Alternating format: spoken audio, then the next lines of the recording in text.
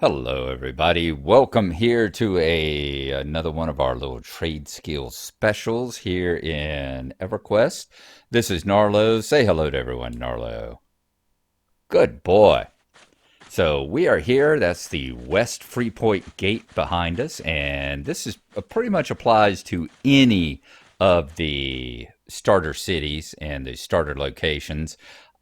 To get started, the easiest way to get started, and these are all just beginner guides. How do you get that first 20 or so levels?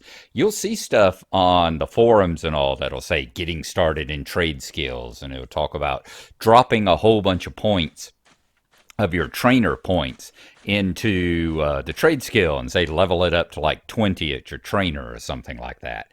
And that's not really, I think, a good way to go about it, in my opinion, because leveling up that first 20 or so levels is really easy and really cheap in most instances.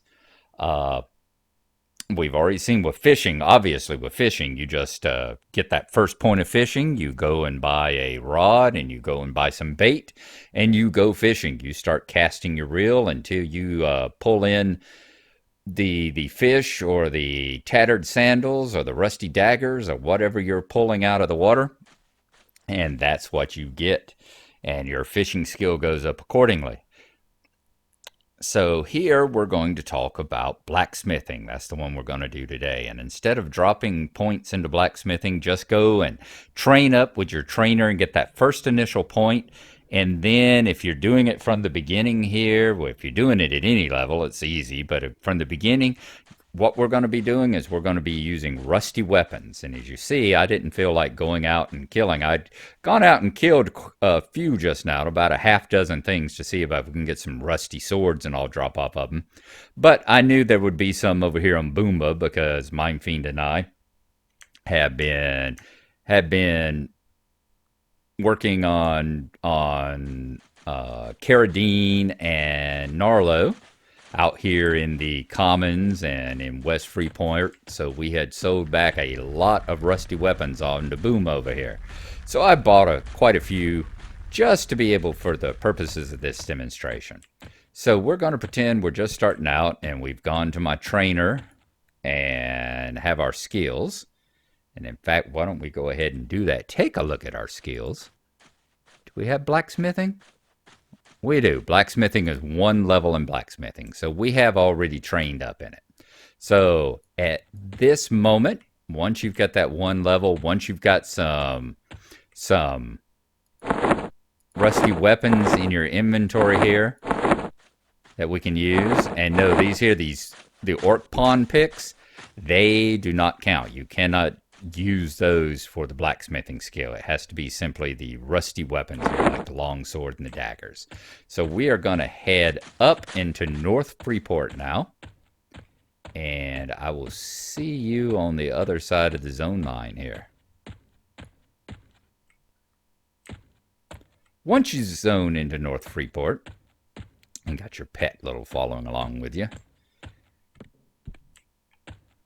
I always forget that this particular little zone line is this curvy here. It's got so many twists and turns in it. So we're going to come straight into here, and right goes to the bank over that direction, but we are going to go left as if we were going to the Temple of Mar and all. And I think it's past the Paladin's, not Paladin, Bard Guild. We're going to Grofla's Forge. As they say, the best dwarven steel west of Caladim. And indeed it is. Now, on later ones, there is a forge that stands right out here in later versions of this. But this is old. This is a good deal more old school. It's not pure old school because remember back whenever I was playing this, this is actually using the Titanium Edition, which is the first 10 expansions. It's EverQuest and the first 10 expansions after that.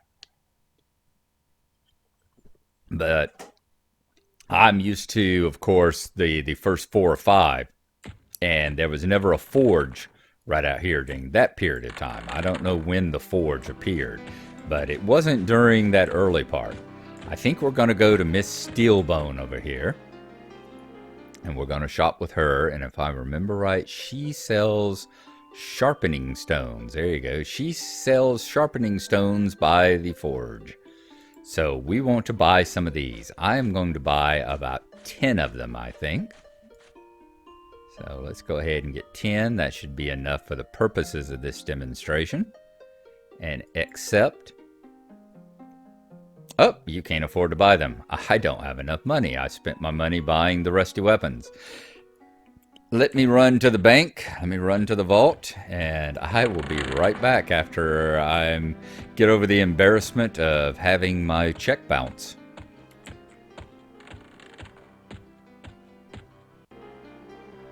I've come back to Miss Steelbone here. We're going to buy the sharpening stones now. Let's buy them. And go to 10. Now, I'm not sure what the situation monetarily is like on live anymore. And this may not be the way to go about it on live. But this is more 10, 3 copper, and 3 silver stone. Okay, good. So we've got our 10 sharpening stones now. So, and that's the wife. So let me go and take that call now. All right, sorry I'm back having dinner with the wife and some friends this evening. So that was just setting up. There have been some changes in plans and things have moved up a little bit. So that's all that was. Anywho, where are we at? Yes, I was talking about, I don't know what the situation for money is on the live servers now. I would imagine that I'm sure they drop money pretty readily because it's really not that big a deal on there with stuff not being as tough as it was back in the day. That was one thing about original EverQuest, is that stuff was, you know, very tough and very expensive. You scrimped and saved. Y'all remember hearing me talk about how I scrimped and saved for every single copper piece and silver piece that it had, so I could go and buy my very first magic weapon from the gypsies in the Oasis of Mar, and that's the way it was. Nowadays, especially with like the Defiant armor that drops off of low-level mobs and all that, I don't think that's as big a problem any longer. But if you go play P99, you're still going to have that same feature, as it were. You're going to be pretty cash poor, so you're not going to be not doing things like buying rusty weapons off of vendors and things like that. And it might take a little bit longer and not have quite as much money to sink into trade skills as I'm going to have here. Now, you'll see we've come back into West Freeport, and where we're going to head now is into East Freeport. If you're on the P99 server or you're playing one of the homegrown servers like this, that's the only place that I know of where there is a forge in Freeport. And the game had a habit of doing that sort of thing. The items that you would need for one part of the trade skill, like the raw materials, would be in one zone, and then the potter's wheel or the forge or the loom or whatever you needed to actually make the workstation that you needed to actually make the items would be in another zone. So you were constantly zoning back and forth in order to get all the materials that you need. That was something that you also got used to in old school EverQuest like this. But right over here, next to Armor by Ichthar, there is the forge. There's the item that you're looking for. So we are going to come up to it, work the bellows a little bit, and you want to click on the forge, not right click, but click. If you're on live, it may be different. You may be doing it on the actual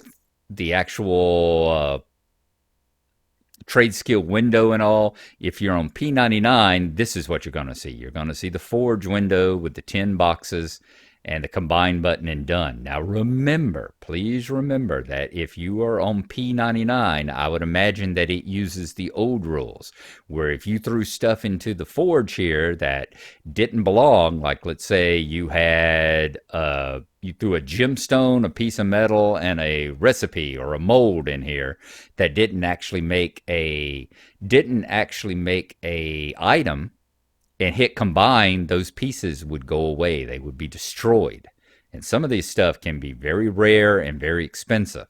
So be careful about that. Now here in this world, and in the in this particular server, private server that I'm running, and in the actual EQ live, it doesn't do that. It says this doesn't make a recipe, or you cannot make anything out of this, and it gives the pieces back to you. Same way with merchants. When you go to a merchant or a quest giver and you hand in the wrong pieces and hit give, he'll take it and he'll say thank you, and he'll never give it back to you.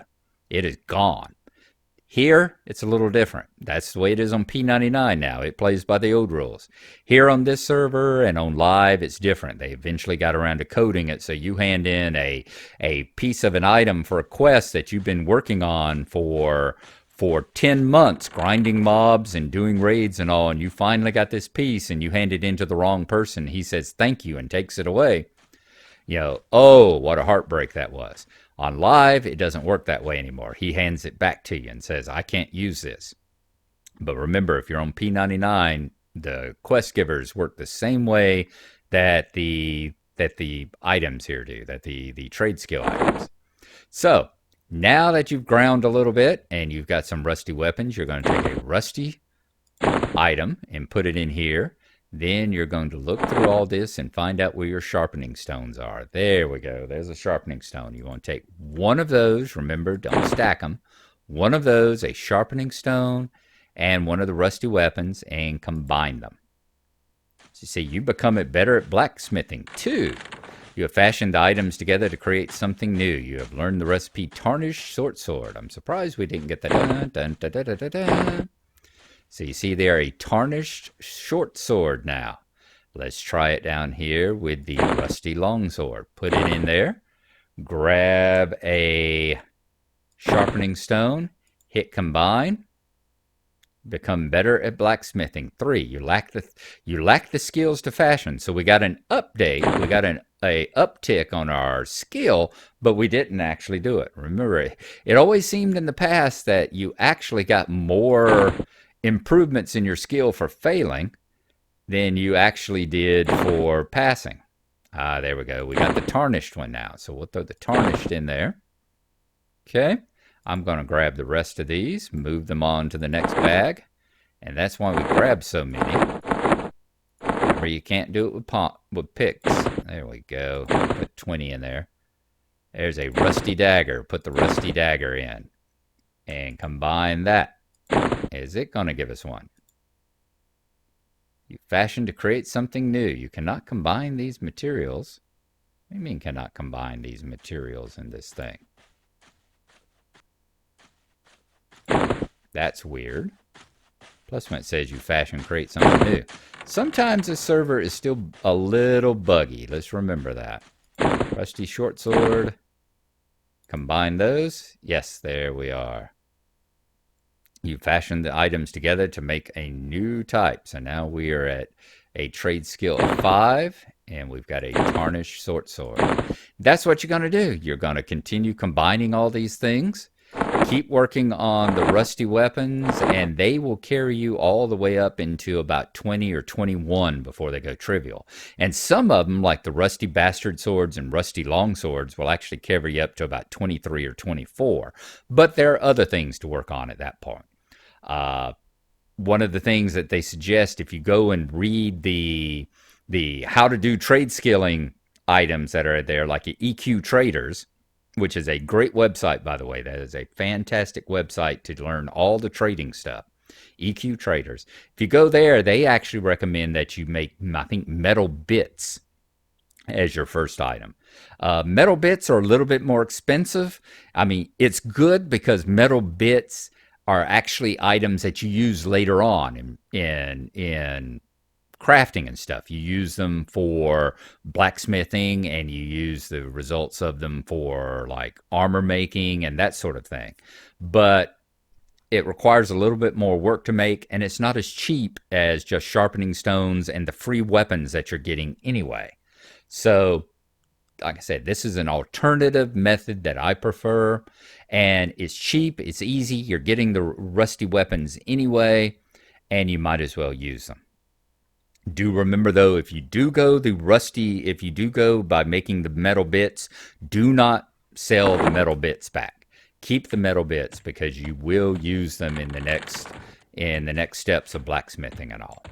And we are actually going to go in here to the vendor, and then we are going to sell back the tarnished weapons, because the tarnished weapons actually, even on live server, remember these prices are inflated. The prices they give you are inflated, but even on live server, or I would imagine even on P99, they actually sell back for more than the rusty weapon and the sharpening stone cost you. Not much, it's just a little, but you do make a little bit of a profit on it. So we'll sell that back, and we will sell back the tarnished longsword, which is 2 gold and 7 silver. 7 copper. That is not the price you're going to get on P99, I'll guarantee you. But you will get more than what it costs you to do it. So there you are. That is the beginning steps of blacksmithing, the Gnarlo Cogbinder method. And I wish you luck with your trade skilling journey. So we'll see you next time, and have fun. Bye-bye.